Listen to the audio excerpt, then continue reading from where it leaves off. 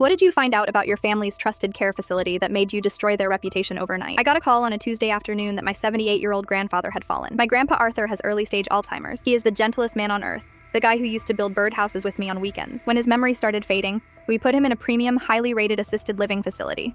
It cost a fortune, but they promised top-tier care. When I rushed to the facility, he was sitting in a wheelchair, staring blankly at the wall, drooling slightly. He looked completely out of it. The head nurse told me he had a severe episode, became physically combative, and had to be heavily sedated for his own safety. I was stunned. He had never been aggressive a day in his life. The next morning, I stood in the facility director's office asking for an incident report. She didn't even look up from her computer. "Dementia is an ugly disease," she said with this cold, practiced sympathy. "They get violent without warning.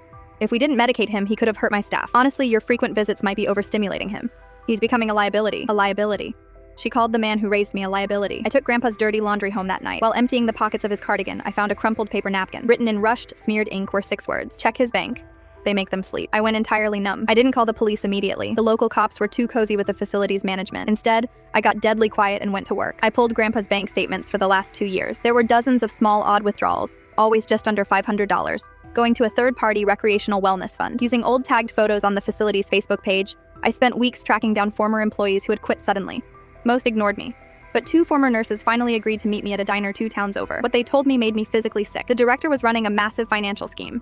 She was slowly draining the accounts of residents who didn't have active family members.